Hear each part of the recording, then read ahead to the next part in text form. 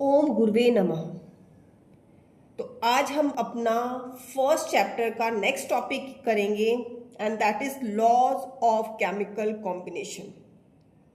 ये कुछ ऐसे लॉज हैं जो हर एक केमिकल रिएक्शन को फॉलो करना होता है केमिस्ट्री में, तभी वो रिएक्शन के जितने भी लॉज हैं या रिएक्शन के जितने भी रूल्स हैं वो फॉलो कर पाएगा, और वो करता भी है।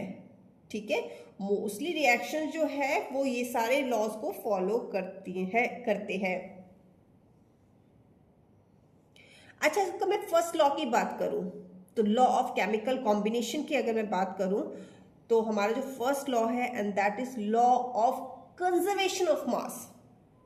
What do you mean by conservation of mass? Conserve करना, ठीक है। कंजर्व करने का मतलब मास में कोई भी चेंज नहीं हो रहा, मास में कोई भी आपको चेंजेस नहीं दिखाई दे रहे। जितना पहले मास था उतना ही बाद में भी मास है। दैट मीन्स क्योंकि मैं केमिकल रिएक्शन की बात कर रही हूं तो जितना मास रिएक्टेंट का होगा उतना ही मास प्रोडक्ट का होगा। दैट मीन्स वो reaction law of conservation of मास को फॉलो कर रही है। अब देखो, जब मैं पीजीटी की आपको तैयारी करवा रही हूँ, इन दैट केस आपको पता क्या होना चाहिए? आपको इतना पता होना चाहिए कि देखो, बड़े बड़े न्यूमेरिकल्स तो नहीं आएंगे, आपको सिर्फ कॉन्सेप्ट पता होना चाहिए कि जो law of conservation of mass है इसका मतलब है कि mass can neither be created nor be destroyed,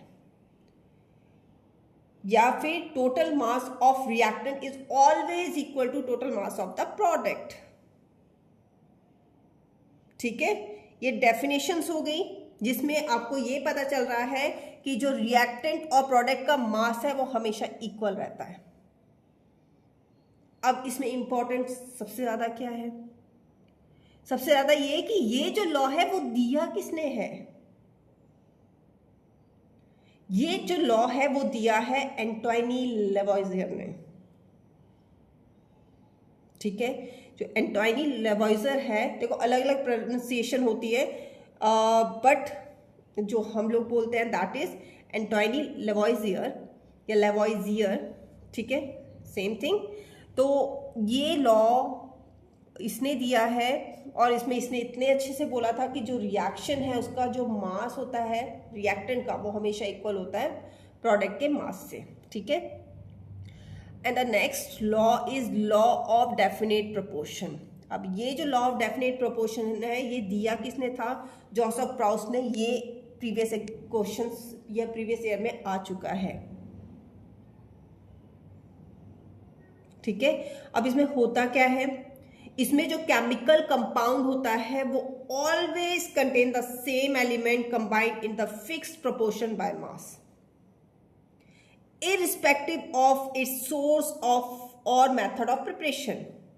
मतलब सपोज करो वाटर की ही मैं बात करूं, वाटर में हमेशा जो elements, water is a compound, water में एलिमेंट्स, वाटर किससे बनते हैं? दो एलिमेंट्स से, first one is hydrogen and second one is oxygen. यही बात की है। केमिकल कंपाउंड मतलब water always form same element, हमेशा वो हाइड्रोजन और ऑक्सीजन से ही बनता है, और इनका जो रेशियो होता है कॉम्बिनेशन का वो हमेशा मास के अकॉर्डिंग होता है। वो हमेशा कैसा होता है? फिक्स्ड होता है। और वो होता कितना है? वो होता है 1 to the power 8। कितना होता है? 1 to the power 8। मतलब चाहे आप पानी किसी भी सोर्स से लो, नलके से लो, ओशन से लो, रिवर से लो, रेन वाटर ले लो, उसमें जो वाटर में जो एलिमेंट्स प्रेजेंट होते हैं वो ऑलवेज हाइड्रोजन और ऑक्सीजन ही प्रेजेंट होते हैं, और उनका जो रेशियो होता है कॉम्बिनेशन का that is 1:8। There are next law is law of multiple proportion, जो कि जॉन डेल्टन ने दिया था।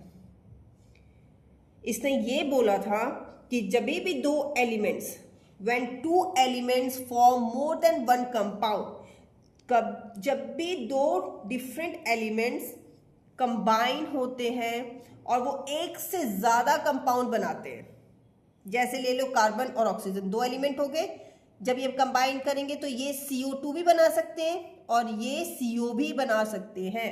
ये मैं थोड़ा रफ में लिख रही हूं, ठीक है, क्योंकि स्क्रीन थोड़ा ब्लर सा हो रहा है। तो इसमें होता क्या है, the mass of one element that combine with the fixed mass of other are in the simple whole number ratio. जो एक दोनों एलिमेंट में से एक एलिमेंट का जो मास है वो फिक्स रहता है और जो इनका रेशियो रहता है दोनों एलिमेंट का, that will be simple whole number ratio. Simple whole number ratio का मतलब हो गया जैसे 1:2, 2:3, ये सिंपल होल नंबर रेशियो में हम इसको कंसिडर करते हैं। तो इनमें से एक का मास फिक्स कर दो, ठीक है, और इनका जो रेशियो होगा हमेशा वो सिंपल होल नंबर रेशियो में ही होगा। तो वो एक्सप्लेन करता है लॉ ऑफ मल्टीपल प्रोपोर्शन। कैसे, जैसे देखो कार्बन और ऑक्सीजन ये आपस में कंबाइन करके ये बना सकता है CO एंड CO2, ठीक है। अब इस एग्जांपल में कार्बन का मास को हमने फिक्स कर दिया, तो जो ऑक्सीजन का मास है और जो कार्बन का मास है उनका जो रेशियो होगा वो हमेशा सिंपल होल नंबर रेशियो होगा। यहां पर क्या दे रखा है simple whole number ratio, that is 1:2। तो CO में भी रेशियो 1:2 है एंड CO2 में भी 1:2 है। जब हम कार्बन का मास फिक्स करेंगे उसके बाद की मैं बात कर रही हूं, ठीक है। Next law is Gay Lussac law of gaseous volume. और ये जो लॉ था ये किसने दिया था बताओ, जोसेफ लुइस गे-लुसाक ने। इसमें इसने क्या बोला था कि सेम टेम्परेचर एंड प्रेशर में जो गैसेस आपस में रिएक्ट कर रही है या जो गैसेस प्रोडक्ट आपस में रिएक्ट कर रहे हैं वो कैसे होंगे, in simple whole number ratio by volume.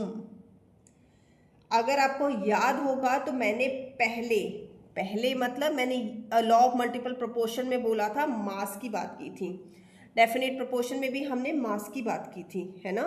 लेकिन जो हमारा, क्योंकि गैस की बात हो रही है तो हम इसमें किसकी बात करेंगे, वॉल्यूम की,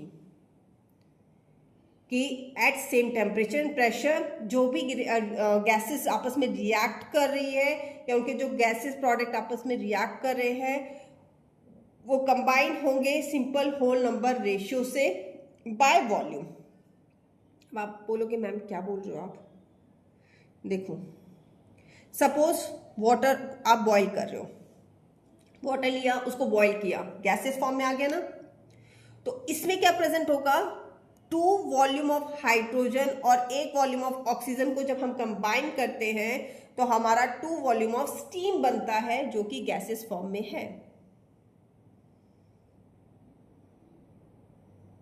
वहां पे हम मासेस की बात कर रहे थे, यहां पर हम किसकी बात करेंगे, हम बात करेंगे वॉल्यूम की। फाइन, तो ये जो लॉस है इसका ये आपने याद रखना है कि ये दिए किसने, वेरी वेरी इंपॉर्टेंट, किसने दिए हैं वो ज्यादा इंपॉर्टेंट है। लॉ ऑफ कंजर्वेशन ऑफ मास दिया है एंटोनी लेवेज़र ने, ऑप्शंस आएगा पता चल जाएगा आपको। Law of definite proportion Joseph प्राउस ने दिया है, मल्टीपल प्रोपोर्शन जॉन डाल्टन ने दिया है, Gay Lussac law of gaseous volume Joseph Louis Gay Lussac ने दिया है, ठीक है। तो ये चीजें आपको पता होनी चाहिए एंड है सिंपल सी चीज है, बट एग्जाम की तैयारी करनी है तो ऐसी ही सिंपल चीजें वहां पे आती है, उस वक्त हम लोग कंफ्यूज जाते हैं। तो हम लोग आगे वाले वीडियोस में भी टॉपिक टू टॉपिक हम लोग डिस्कस करेंगे फ्रॉम बेसिक टू एडवांस। तो अभी तो हमारा बेसिक कॉन्सेप्ट ऑफ केमिस्ट्री ही चल रहा है and this is very useful for PGTs examination. जो भी पीजीटी के एग्जाम है, एग्जामिनेशन की तैयारी करते हैं या कर रहे हैं, वो मेरी इन वीडियोस से उनको काफ़ी हेल्प मिलेगी, ठीक है। तो मैं मिलती हूँ आपको नेक्स्ट वीडियो में। Till then take care, bye bye.